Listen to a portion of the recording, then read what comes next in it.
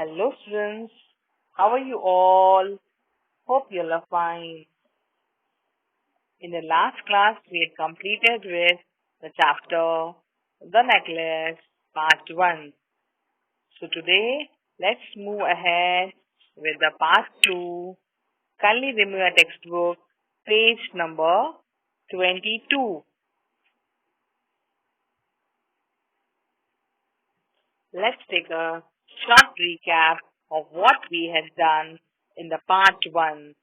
If you'll remember, it was a story about the dreams, desires, and envy of a young and a beautiful but poor girl who borrows an expensive diamond necklace from her friend.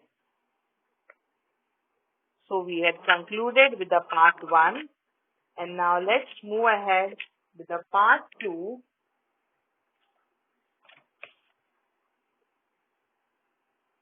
Now in the part 2, the couple searches for the lost necklace but cannot find it, and the story concludes or tells us how they replace it and what happens after 10 years. 10 years is a pretty long time. So let's move ahead. They looked in the folds of her dress, in the folds of her cloak, in her pockets, everywhere, but they could not find it. So they were searching where the necklace was. Are you sure you still had it on when you left the hall? He asked. Who asked? The husband is asking to the wife. Yes, I touched it in the hall at the ministry, but if you had lost it in the street, we would have heard it fall. It must be in the cab. So the husband is telling that if it would have fallen down on the street, we would have heard the noise. Might be we had left in the cab. That means a taxi. Yes, that's probably it. Did you take his number? No. They stared at each other, stunned. They looked at each other and they were really stunned.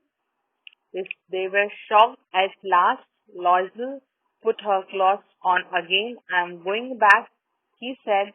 Over the whole route we walked and see if I can find it. He left. She remained in her ball dress all night, her mind blank. Her husband returned at about 7 o'clock. He had found nothing. He went to the police, to the newspapers, to offer a reward to the cab companies. Everywhere, the tiniest glimmer of hope led him. So, everywhere where he could find a slight chance of success, he went there.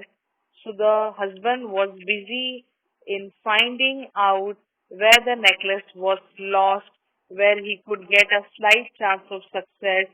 And at home, the wife was completely blank. Her mind was blank. That means she did not had any thoughts. She was unable to think that what can be done next. She waited all day in despair at his frightful disaster. She was very, very sad. She was very, very tired. She was very, very exhausted. Loisel returned in the evening, a hollow, pale figure. He had found nothing. How he was? He was very sad. He was very unhappy. He was exhausted. He was very, very tired, and he did not found anything. You must write to your friend, he said. Tell her you have broken the clasp of her necklace and that you are having it mended. It will give us time to look some more. So the husband gave a suggestion that call your friend and tell her that we had broken it and we had given the clasp of the necklace to be mended so that they can get some extra time to find out where the necklace was. She wrote as he dictated. So whatever his husband said, she wrote it, and at the end of 1 week, they had lost all hope. And Loisel, who suddenly looked aged, declared, "We must consider how to replace the jewel." So after the time of 1 week, they didn't had any choice. So they thought that why not to replace the jewel? And so they went from jeweler to jeweler looking for a necklace like the other one, consulting their memories, both sick in grief and anguish. Both were sick, they were very sad, they were in despair, they were very, very angry also that why they had taken such a decision of borrowing such an expensive necklace. So they were in anguish also. In a shop at the palace, Palais Royal, they found a string of diamonds which seemed to be exactly what they were looking for. It was worth 40,000 francs. They could have it for 36,000. So at the end, they found one shop where they could get that necklace, but it was around for 40,000 francs, and the shopkeeper said that they could get at last for 36,000.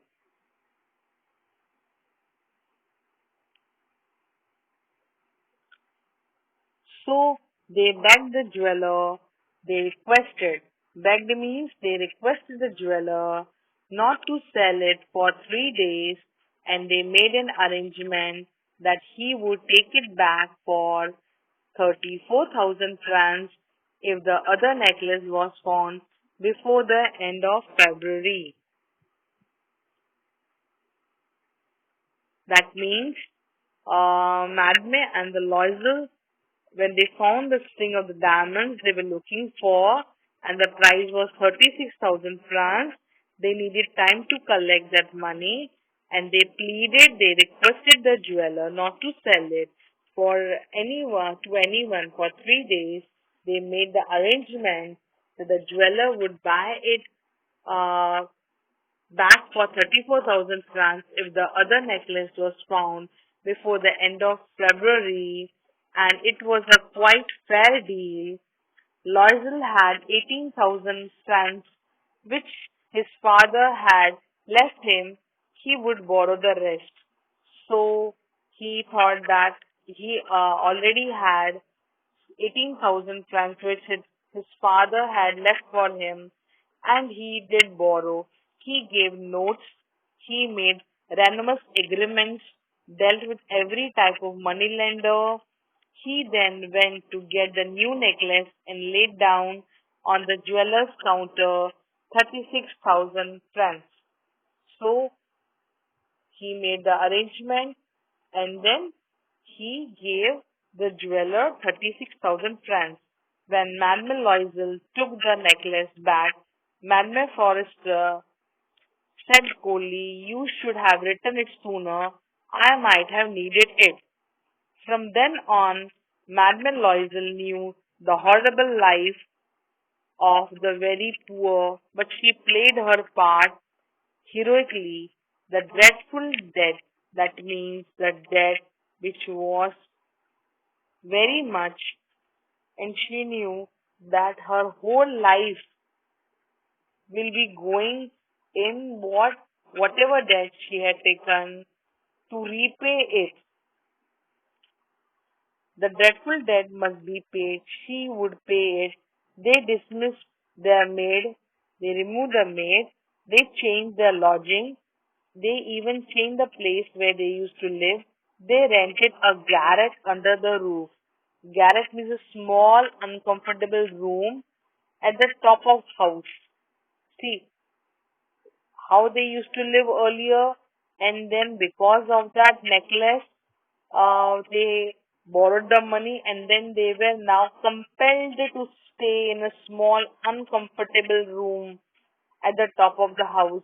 they came to, she came to know the drudgery of household work, the odious labor of the kitchen. See, earlier how she was, though she was not so rich, but at least she had her housemaid who was helping her. But now she realized the hard work and the boring work which she was compelled to do, the various household work and the kitchen work. She washed the dishes and the dirty linen. She carried the garbage down to the street every morning and carried up the water, stopping at each landing to catch her breath and dress like a commoner. See how her behavior and how her life changed completely. She had to bargain at markets, quarrel and face insults over every miserable soul. Every miserable so means what? So means it is a French coin of low value used in the past. That means for each penny, she has to bargain in the market and she has to quarrel and also she need to face various insults. Each month they had to pay some loans, renew others and get more time. Her husband worked extra every morning, every evening doing accounts for tradesmen, and often late to the night he sat copying a manuscript at 5 sous a page.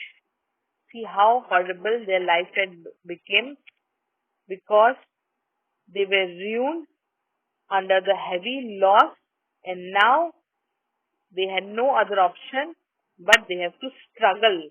They were struggling in their life. And this life lasted 10 years. At the end of 10 years, they had paid off everything, even the interest. Madame Loisel looked old now. After 10 years, definitely the looks do change. But when you are very, very sad enough, it, it adds upon. Often she brooded over the past. Brooded, she always thought very sadly, unhappily. She deeply regretted what I have done, what mistake I have done in the past. What would have happened if she had not lost the necklace? How strange life is, how fickle. She started thinking. She used to talk with herself. The monologue was going on in her mind. She used to question herself that what would have happened if I had not borrowed the necklace? How life has become unpredictable. How my life has changed completely. How little is needed for one to be ruined or saved. One Sunday, as she was walking in the Champs Alice, suddenly she saw Madame Forestier, still young, still beautiful, still charming. So one day, when she was going, means that the mathlete looked old after 10 years, while her friend, she looked still young, beautiful, charming, even after 10 long years, 10 pretty years also, she looked still young.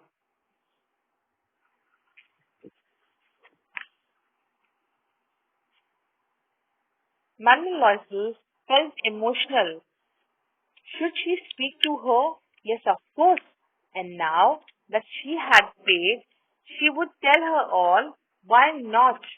She went up to her. Good morning, Jenny. The other, astonished to be addressed so familiarly by a common woman, did not recognize her. She stammered when we don't get words to say. So all of a sudden, when she heard, she was unable to recognize her that who is a common lady who is coming and talking to me. But Madame, I don't know you. You must have. Now here, Madam, I don't know you. You must have made a mistake. No, I'm Matlet Loisel. Her friend uttered a cry. Oh, my poor Matlet, how you have changed. Yes, I have some hard times. Now here, The friend is telling, I didn't recognize you only. Yes, I have had some hard times since I lost saw you and many miseries, and all because of you. Me? How can that be? You remember that diamond necklace that you lent to me to wear to the ministry party? Yes, I lost it. What do you mean? You brought it back? I brought you back another exactly like it, and it has taken us 10 years to pay for it. It wasn't easy for us. We had a very little, but at last it is over, and I am very glad. Madam Forster was stunned. She did not had any words to say, and she was shocked. She was surprised. You say that you bought a diamond necklace to replace mine? Yes. You didn't notice them? They were very similar, and she smiled with proud and innocent pleasure. Madame Forster, deeply moved, took both her hands. Oh, my poor Madeline, mine was an imitation. It was worth 500 francs at most. So at the end, when she revealed that it was because of you that for 10 years I had been struggling, but now I had repaid it. So right now I'm very happy. But her friend said that it was only imitation. It was not real necklace.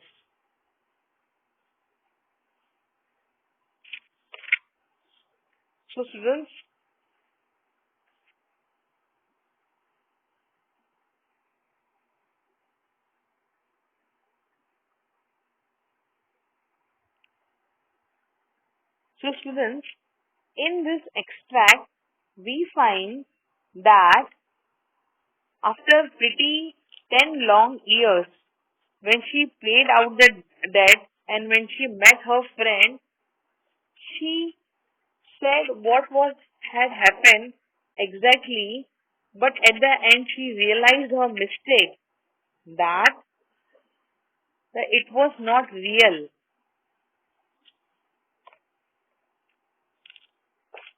In our life, many times we do the things which instead of regretting, what we say that why not to find solution. If at that time only she would have went to her and she would have spoken with her friend that I have lost your necklace, then the situation might have been something different. But as we say, whatever happens, happens for the best.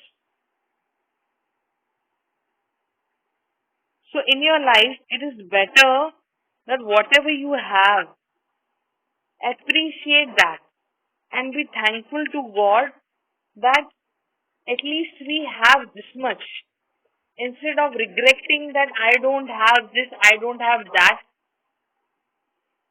because unnecessary we get entangled in our life and we cause misery to our own life.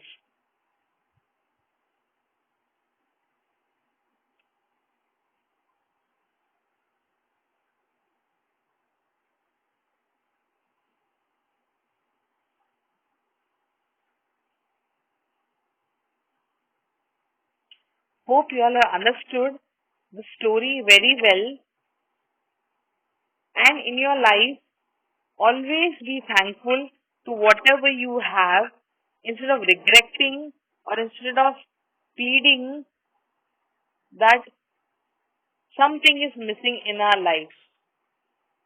Have always the nature of being thankful to whatever has is being with us.